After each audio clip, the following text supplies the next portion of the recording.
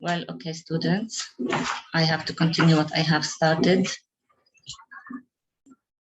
I was speaking about testing speaking, okay, and what are the tips you have to follow in testing speaking activities. I was saying that in testing speaking for students, you have to divide your marks according to the pronunciation in the activity. Okay, the students are speaking, so we have to check. Okay, their pronunciation. There must be a mark for their pronunciation. For their functions, do they? Is the function of them okay? Okay. The vocabulary they are using in the topic they are speaking about. Do they speak relative words? Okay, are these words related to the topic of their speaking? Okay, and grammar. Okay, they have to use. Okay, so the marks must be divided into all these elements. Okay, keep in mind. These are some of the tips you have to use when you test speaking for the students. All in all, I'm going to revise quickly the lesson of speaking I have discussed before. Okay, that in our method, the PPP, the presentation, the practice, the production, keep in mind that in a presentation phase, when you prepare your lesson, it must have less time than the practice and the production, okay? In that students have to work more in the practice and the production phase. All the time they have to speak, okay? They have to use the speaking activity in their use, okay? So we start with the production, with the presentation phase, telling them what's the topic, okay, speaking about the topic with the students, divide them into groups, okay, giving them giving each group a topic to speak about, okay,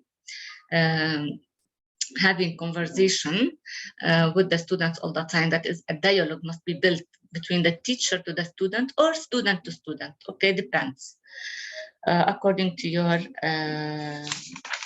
presentation of the lesson. According to the practice phase, also I'm going to revise it quickly because we have discussed this before.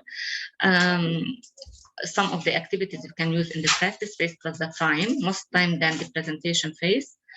You can draw a dialogue, okay? You can continue with dialogues, okay, between a student to student, okay? Giving them some tips to be written on the board and asking students to act according to the sentences you are writing on the board. Like that, you ask the student A to greet his friend and the student B to return greetings. Student A asks for a favor and student B has to answer, etc. Okay, so you have to make your students practice the dialogue or the conversation among them.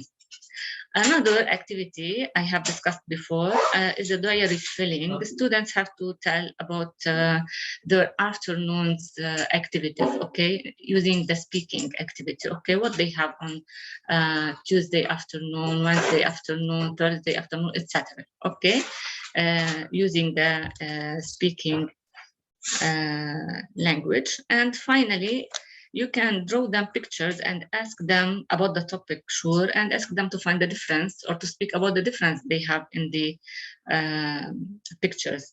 Later on in the production phase, our students have to speak about a topic you choose, okay? It could be related to the same topic you have just discussed, or you can have them research for another topic that is suitable for their further old, okay, that tells about their knowledge. Also, you can draw pictures and ask them to speak about these pictures. In case they have,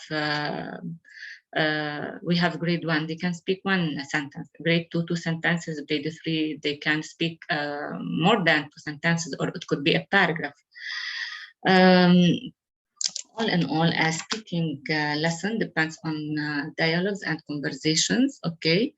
And all the time, there should be a kind of communication between the teacher and the students, okay? For questions, please join me privately on on our group, okay? And I will be waiting your questions.